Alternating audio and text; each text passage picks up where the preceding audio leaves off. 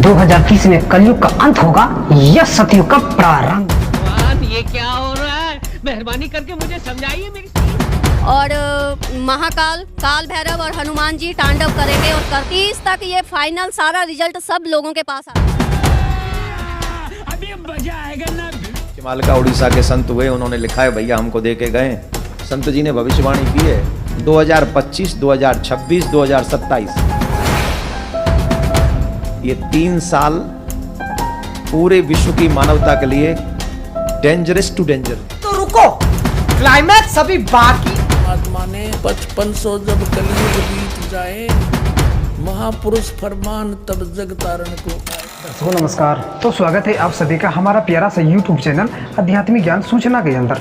तो दोस्तों आज आप सभी को लेकर चलते हैं फिर से आध्यात्मिक ज्ञान चर्चा की ओर। तो आध्यात्मिक ज्ञान चर्चा में एक तरफ है संत रामपाल जी महाराज और दूसरी तरफ है नूर अनंता अर्थात अघोरी महिला।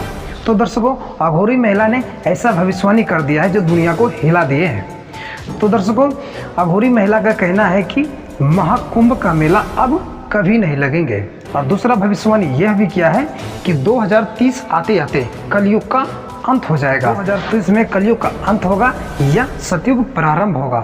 तो आज इन्हीं सभी प्रश्न को विस्तार से जानेंगे। तो चलिए शुरू करते हैं आज के आध्यात्मिक ज्ञान चर्चा और पहले जान लेते हैं नूर अनंता अर्थात अघोरी महिला। नमस्कार, हमारी मौजूदगी है प्रयागराज के महाकुंभ में और आज हमारे साथ अघोर पीठ की एक माता जी हैं। माता जी क्या नाम है? मेरा नाम नूरी है। कहाँ से आई हैं? लुधियाना पंजाब से। लुधियाना पंजाब से। जी। अच्छा, क्या साधना चल रही है यहाँ पे? हम साधना तो अब क्या चल रही है ये तो क्या ही बताना है, बहुत सारी साधनाओं में हैं हम, लेकिन इस वक्त अघोर साधना में है। ये जो मेरी गोद में देख रहे हो ये काल भैरव है और ये अघोर साधना में चल रहे हैं। और अच्छा, अघोर ये आपके गोद में काल भैरव जी? काल हनु काल भैरव। हनु काल भैरव मतलब हनुमान जी और काल भैरव एक साथ हैं इनमें। अच्छा, आपकी एक भविष्यवाणी बहुत तेजी से वायरल हो रही है कि ये जो महाकुंभ है इसके बाद अब महाकुंभ नहीं लगने वाला। जी बिल्कुल, और ये भविष्यवाणी ऐसा नहीं है कि हम ही बोल रहे हैं, हमें इन्होंने बोला है कि ये जो कुंभ है ये इस तरह से घटना है और ऐसे ऐसे करके आगे फिर कोई कुंभ ऐसे होने वाला नहीं है। क्या कुछ होने वाला है माता जी, एक बार बताइए। होने वाला क्या बोलेंगे, मतलब कि अब जो है ये कलयुग का जो आखिरी समय है। कलयुग का तो ये अभी प्रथम चरण है। जी नहीं, ये आखिरी है, ये एंड है। ब्रह्मांड में मतलब घटनाओं में ना सतयुग की स्थापना हो चुकी है। कलयुग की समाप्ति होने वाली है। ब्रह्मांड में हो चुकी है, यहाँ पर लीला होने वाली है, धरती पर लीला होने वाली है। और इस वक्त जो माँ काली और महाकाल, काल भैरव और हनुमान जी तांडव करेंगे और कर रहे हैं। कलयुग की समाप्ति कब तक होगी माता जी, भविष्यवाणी की? ये देखिए कलयुग के कोई फिक्स टाइम नहीं है कि आज ही हो जाएगी, ये एक प्रोसेस है, धीरे धीरे। 12 वर्षों पे कुंभ लगता है, आज से 12 वर्ष बाद फिर से कुंभ लगेगा। तो कुंभ अगर नहीं लगेगा तो कब तक कलयुग की समाप्ति हो सकती है? कलयुग तो एंड पे है, बता ही तो रहे हैं, ये हम ही नहीं बोल रहे हैं। 5 साल, 7 साल, 2 साल, 1 साल, 3 साल, कब? देखिए ये 2025, 2027, 2030 तक ये फाइनल सारा रिजल्ट सब लोगों के पास आ जाएगा, सबके पास आ जाएगा। क्या होने वाला तक ये धरती नहीं रहेगी। धरती नहीं, सतयुग की स्थापना हो चुकी होगी, लोग जागरूक हो चुके होंगे और जो सोए रहे होंगे उनको पता भी नहीं चलेगा वो कैसे सोए के सोए ही रहे और चले गए। क्या कुछ आपके इष्ट देव कौन है?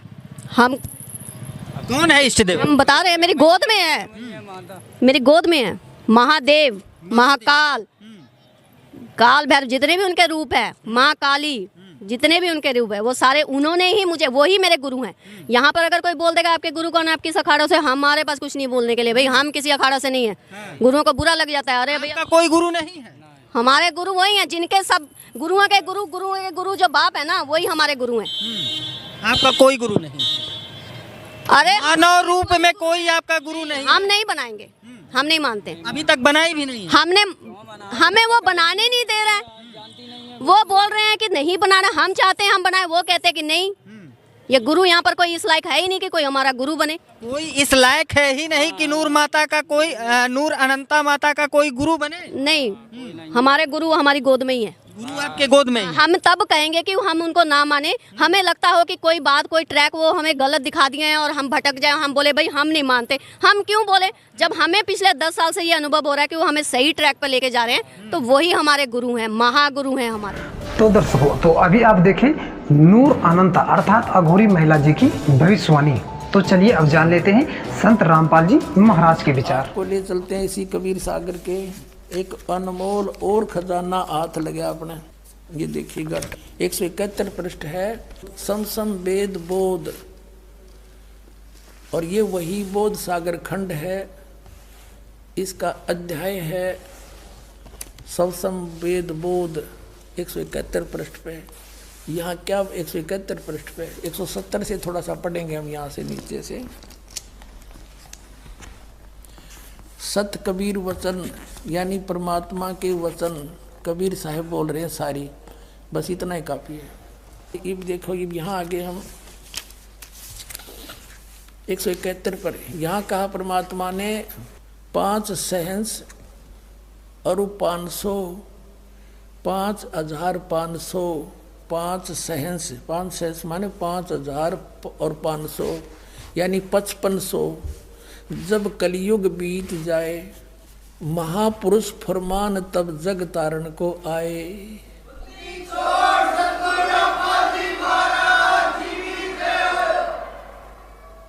5500 जब कलयुग बीत जाए, महापुरुष फरमान तब जग तारण को आए। फिर क्या बताते हैं, कबीर साहब ने 600 वर्ष पहले लिखा था, और इन भविष्य वक्ताओं ने बाद में परमात्मा के द्वारा रचे विधान को ही बताया है। जैसे सूर्य उदय होना ही था, क्यों परमात्मा ने निर्धारित कर रखा है। बताने वाले ने बता दिया, अच्छा है, ना बताता तो भी होना ही था। हिंदू तुर्क आदिक सब जेते जीव जहान, सतनाम की साख गह ये पावे पद निर्वाण। हिंदू तुर्क यानी हिंदू मुसलमान और आदिक शब्द इसलिए लिखा परमात्मा ने, काल और भी बिगाड़ेगा मेरे बच्चों को, कई मजहब बनावेगा। आदि जितने भी धर्म हैं और जेते जीव जहान, जो सतनाम की साख गहें वो पावे पद निर्वाण, वो मोक्ष पद को प्राप्त होंगे, जहाँ जाने के बाद फिर लौट कर नहीं आते। अब कैसे होगा, वो सब पंथ मिटा के एक पंथ चलावें, वो कैसे मिटेंगे। यथा सरितगण आप ही मिले सिंधु में धाये। सरितगण माने दरिया, नदियाँ अपने आप दौड़कर सिंधु में जाकर मिलकर एक हो जाती हैं। ऐसे सत्सुकृत के मध्य, उस सच्चे पंथ के मध्य, तिमी माने उस प्रकार सभी पंथ समाये। यथा सरितगण आप ही मिले सिंधु में धाये, धाये माने दौड़ के बाज गए, और सत्सुकृत के मध्य में सभी पंथ समाये। जब लग पूर्ण होए नहीं ठीक, ठीके को तीथे वार, और कपट चातुरी तबलों समसम वेद निराधार। कबीर साहब धर्मदास जी को कह रहे हैं कि ए प्यारी आत्मा, आज मैं जो ये सूक्ष्म वेद के अंदर लिख रहा हूँ, ये सूक्ष्म वेद है सारा कबीर सागर। मैं जो आज लिख रहा हूँ या आज बोल रहा हूँ, तू लिख रहा है, ये आज का बोला, जब तक वो ठीक का समय नहीं, वो ठीक नहीं आवेगी। ठीक का अर्थ होता है निर्धारित समय। जैसे हम उस समय जन्म हुआ दास का, उस समय हमें अपनी लोकल लैंग्वेज का यूज करना पड़ा था। तो हमारे सभी नगर निवासी ग्रामवासी ये कहा करते, जैसे कोई व्यापारी भैंस ले जाता था और पैसे कुछ नहीं दे पाता था, कहता था फलाने दिन आ जाना, फिर कहता था भी नहीं बने 2 महीने पीछे आ जाना उस दिन। तो कहा करते कि वो व्यापारी पैसा ना देकर आगे से आगे ठीक बता रहा है। ठीक माने निर्धारित समय दे रहा है और समय बतावा है। तो यहाँ परमात्मा ने कहा कि जब लग वो ठीक का तिथिवार नहीं आवेगा, वो 5505 नहीं आवेंगे, तब लग तो मेरी बात या सूक्ष्म वेद में कही हुई बिन कति निराधार लगेगी। क्या कि सभी पंथ ऐसे मिल जाएंगे उस एक पंथ में, जैसे दरिया भाग करावे हैं। सब पंथ मिटा के एक चलाऊंगा, कहते आज ना जच्चा यह बात है। जब लग पूर्ण होए नहीं ठीके को तीथे वार, ठीक की तीथी वार, और कपट चातुरी तब लगे। ये सुख संवेद निर्धार कि तब तक तो सभी पुण्यात्मा जितने भी आत्माएं हैं कपट चातुरी के कारण इन औरों को भगवान मानती हुई ना तो कबीर जी को भगवान माने और ना उनका यह जच्चा कि यूं काम भी होगा, सब एक होंगे। पूरी पृथ्वी पर देखो आगे मालिक ने क्या लिखा है कि पूरा शांति होगी पूरे विश्व में, पूरी धरती पे। देखो हम यही पढ़ रहे हैं सोसम वेद 171 पृष्ठ पर कबीर सागर से। अब हम यहाँ आ गए हैं कि जब लग पूर्ण होए नहीं ठीके को तिथिवार, इस ठीक की तिथिवार वो दिन नहीं आवेगा। और कपट चातुरी तब लो और सब संवेद निराधार है। तब तक तो सारे प्राणी कपट और चतुरता से काम लेंगे, कर्म बिगाड़ेंगे अपने, और मेरा ये लिखा हुआ सब संवेद सब निराधार नजर आवेगा। और फिर देखना जब ठीक का दिन आवंत, यो ठीक है ठीक नहीं, अंत नहीं आवंत, सब ही नारी नर शुद्ध, सब ही नर नारी शुद्ध हो जाएंगे, बुराई छोड़ देंगे, कपट चातुरी छोड़ देंगे। सब ही नर नारी शुद्ध तब जब ठीक का दिन आवंत, यो ठीक का दिन है, गलती मेरे मिसप्रिंट हो रहा है। और कपट चातुरी छोड़ के शरण कबीर गहंत, सब कपट चातुरता छोड़ के परमात्मा मेरी शरण में आ जाएंगे, कबीर जी की शरण में आ जाएंगे। और एक अनेक हब गए, अनेक मजहब धर्म बन गए, मेरे बच्चों के अलग अलग बट गए। और पुनः अनेक हो एक, हंस चले सतलोक को सब सत नाम की टेक। अब तो एक से अनेक हो गए ये, अब फिर अनेक से फिर एक होंगे, और सतनाम लेके सबके सब सतलोक में जाएंगे। फिर क्या बताते हैं, घर घर बोध विचार हो और दुर्मति दूर बहाए। परमात्मा कहते हैं मेरे ज्ञान का, बोध माने ज्ञान, मेरे ज्ञान का घर घर में चर्चा चलेगी, सबकी दुर्मति दूर हो जाएगी, खेचा तानी नहीं रहेगी, एक दूसरे में लूटा खसोटी मिलावट करना, सास बहू की लड़ाई, आपस में छोटी छोटी बातों पर झगड़ा करना, कहता ये सब समाप्त हो जाएंगे, दुर्मति दूर हो जाएंगी। और कलयुग में एक होकर सब बरतें सहज सुभाए, घर घर बोध विचार हुए दुर्मति दूर बहाए। और कलयुग में एक हुए सब बरतें सहज सुभाए। फिर कहा कि कहाँ उग्र का सूदर हो, हर सभी की भव भीड़, चाहे डाकू चोर लुटेरे हों, चाहे छोटे बड़ी जात हो। और कहते हैं सो समान समदृष्टि हो, सब एक समान दृष्टि हो जाएंगे। वो संत जो होगा वो एक समान दृष्टि का होगा, वो समर्थ सत कबीर। बोलो सतगुरुदेव। एक महात्मा जी हैं जो श्री राम सुखदास जी, जो गीता प्रेस गोरखपुर के संचालक भी रहे हैं, अब तो शायद वो शरीर छोड़ गए हैं।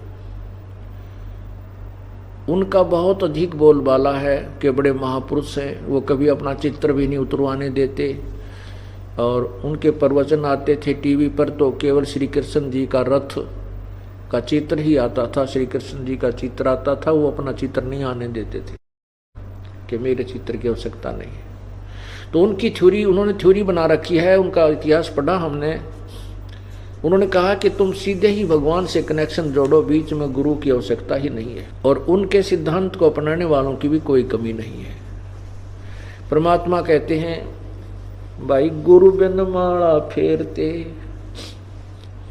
गुरु बिन माला फेरते, गुरु बिन देते दान, गुरु बिन दोनों निष्फल हैं, चाहे पूछो वेद पुराण। गुरु के बिना कोई भी पुण्य, कोई भी अनुष्ठान आप करते हो वो व्यर्थ है। और सदगुरु के आदेश बिना यदि आप कोई नाम आदि का जाप भी करते हो, माला फेरते हो, वो व्यर्थ है। कहते हैं राम कृष्ण से कौन बड़ो, उन्हों भी गुरु कीन, तीन लोक के वे धनी, गुरु आगे अधीन। आप रामकृष्ण से बड़ा किसी को नहीं मानते। परमात्मा कबीर परमेश्वर जी कहना चाह रहे हैं कि जो ये कहते थे कि गुरु की क्या आवश्यकता है, तो उन्हीं को समझाने के लिए कहते हैं कि आप जी श्री कृष्ण जी और श्री रामचंद्र जी से बड़ा किसी को नहीं मानते। उन्होंने भी गुरु बनाए और वो भी गुरु के सामने गुरु शिष्य के समान ही रहे, जैसे टीचर के सामने विद्यार्थी होता है। सभ्यता से पेश आता है, करबद्ध खड़ा हो जाता है, सावधान रहता है, जो भी आज्ञा देते हैं श्रोधार्य होती है। कहते हैं रामकृष्ण से कौन बड़ो, उन्हों भी गुरु कीन, और तीन लोग के वे धनी, तीन लोग के वे मालिक, गुरु आगे आधीन। राम कृष्ण बड़तेवपुर राजा, तीन गुरु बंद कीन निज काजा। श्री राम कृष्ण तीन लोग के मुखिया हैं, यानी कि मंत्री हैं। इन्होंने भी प्रथम गुरु की वंदना करके ही अपने सर्व कार्य निज कामों को किया। तो आप अपना हिसाब लगा लो, आप की क्या औकात है कि आप बिना परमात्मा गुरु बनाए भगवान प्राप्ति कर लोगे, आपका कल्याण हो जाएगा। समझदार को इतना ही संकेत बहुत है। तो अभी आप देखें भविष्यवाणी। तो वीडियो अच्छी लगे तो वीडियो को फटाफट लाइक कीजिएगा और चैनल को भी सब्सक्राइब कर लीजिएगा। तो चलिए मिलते हैं फिर से अगले वीडियो में, जब तक के लिए